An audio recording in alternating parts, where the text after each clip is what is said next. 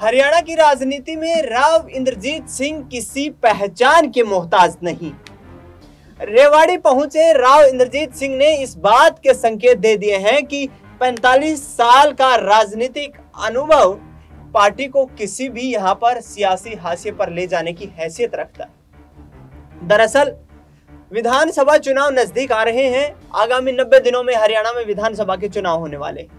ऐसे में राव इंद्रजीत सिंह को लेकर के ये चर्चाएं लगातार तेज हैं कि राव साहब आखिरकार लगातार बगावती बयान क्यों दे रहे हैं। इसके पीछे का एक प्रमुख कारण समझ में आता है। प्रमुख कारण यह है कि राव इंद्रजीत सिंह हरियाणा की राजनीति के कद्दावर और दिग्गज नेता हैं और ऐसे में भारतीय जनता पार्टी की कहीं ना कहीं सरकार बनाने में भी उनका एक अहम योगदान है। पिछले दिनों जिस तरीके से नायब सिंह सैनी को हरियाणा का मुख्यमंत्री बनाने का ऐलान किया, उसके बाद यहाँ राव इंद्रजीत सिंह काफी खफा नजर आए। उन्होंने साफ तौर पर यह कहा कि भाई मैं 45 साल से राजनीति में सक्रिय हूं, हमारे इलाके से सरकार बनती है, 15 विधायक मेरे समर्थन में हैं, तो फिर क्यों बीजेपी ने यहाँ पर हाईकमान ने जब फेरबदल करने की कोशिशें की तो हमसे सलाह मशविरा क्यों नहीं किया गया? दिग्गज नेताओं की मौजूदगी क्यों नहीं वहां पर बैठक में शामिल रही? और इसके साथ साथ यह भी कहा गया कि जिस तरीके से मजबूत सियासी आधार है दक्षिण हरियाणा का, अहीरवाल की बेल्ट का, उसको बार बार दरकिनार क्यों किया जाता रहा है? कुछ चुनिंदा नेता ऐसे हैं हरियाणा में जो कि लगातार अपनी बड़ी सियासी लेगेसी के चलते यहाँ चर्चाओं में रहते हैं, जिनमें भूपेंद्र सिंह हुड्डा का नाम दरकिनार नहीं किया जा सकता है। हालांकि इस वक्त देखा जाए तो हरियाणा कांग्रेस में भूपेंद्र सिंह हुड्डा ही सुपर पावर नजर आ रहे हैं।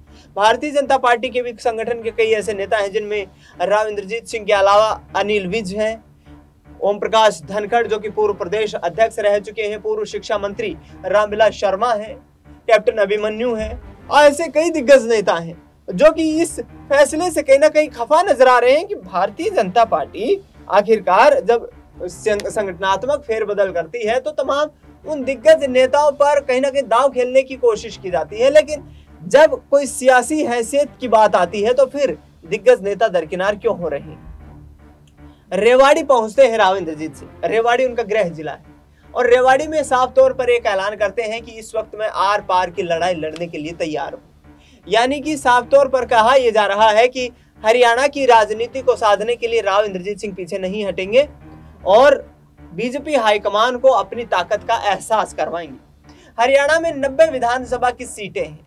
90 विधानसभा सीटों में से भारतीय जनता पार्टी ने 2019 के लिए विधानसभा चुनाव में 40 सीटें जीती थी। 10 सीटों पर यहां जननायक जनता पार्टी से समर्थन लिया गया और मजबूत सरकार बनाई गई। जननायक जनता पार्टी उस वक्त महज 10 महीने पुरानी पार्टी थी जो आज आते आते करीब 5 साल पुरानी पार्टी बन चुकी है।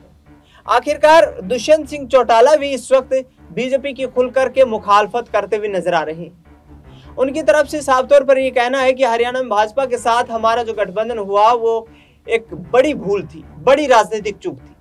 डॉक्टर अजय सिंह चौटाला जो कि जननायक जनता पार्टी के संस्थापक हैं, उन्होंने कहा पानीपत में एक जनसभा को संबोधित करते हुए कि आगामी वक्त में बीजेपी को सत्ता से बेदखल करने के लिए जो भी उचित कदम होंगे वे हम उठाएंगे। यानी दुष्यंत चौटाला के कंधों पर बड़ा जिम्मा इस वक्त है। जननायक जनता पार्टी विधानसभा चुनाव की तैयारियों में जुट चुकी है, लेकिन लोकसभा चुनाव में 10 की 10 लोकसभा सीटों पर उनके प्रत्याशी अपनी जमानत जब्त यहां पर बचाने में भी कामयाब नहीं हो पाए। लेकिन जिस तरीके से अब एक जोश का संचार करने की कोशिशें दुष्यंत चौटाला के द्वारा की जा रही हैं, वाकई में आगामी वक्त में देखना होगा कि क्या फिर किंग मेकर की भूमिका में दिखाई देंगे, क्योंकि राज्यसभा की एक सीट पर भी उपचुनाव होने वाला है। इस एक सीट को लेकर के लगातार चर्चाएं ये की जा रही हैं कि आखिरकार भारतीय जनता पार्टी किस तरीके से चुनावी मैदान में यहाँ पर रणनीतियां तैयार करेगी, क्योंकि न तो अब निर्दलीय विधायकों का समर्थन उनके साथ है और ना ही जननायक जनता पार्टी कोई सहयोग कर रही है। तो आखिरकार क्या बिना सहयोग के बीजेपी अपनी राजनीति को बचा पाएगी? हरियाणा में इस वक्त देखा जाए तो किसानों का मुद्दा बड़ा मुद्दा है। नायब सिंह सैनी को इस वक्त हरियाणा के लोग पावरलेस चीफ मिनिस्टर के रूप में देख रहे हैं, और क्या वाकई में नायब सिंह सैनी पावरलेस ही साबित होंगे, ये भी बड़ा सवाल है। आखिरकार भारतीय जनता पार्टी किस तरीके से राजनीतिक रणनीतियां तैयार करेगी, क्योंकि दिग्गज नेताओं की यहाँ पर नाराजगी संगठन के लिए भारी पड़ती हुई नजर आ सकती है। अनिल विज ने अंबाला में एक प्रेस कॉन्फ्रेंस की। उस प्रेस कॉन्फ्रेंस में साफ तौर पर कहा कि मुझे चीफ मिनिस्टर बनने की यहाँ पर कहीं ना कहीं मेरी चर्चाएं लगातार हरियाणा की राजनीति में तेज थी, लेकिन नायब सिंह सैनी को बीजेपी हाईकमान ने जिम्मेदारी दी है, हम उस जिम्मेदारी का निर्वहन करते हुए नजर आएंगे।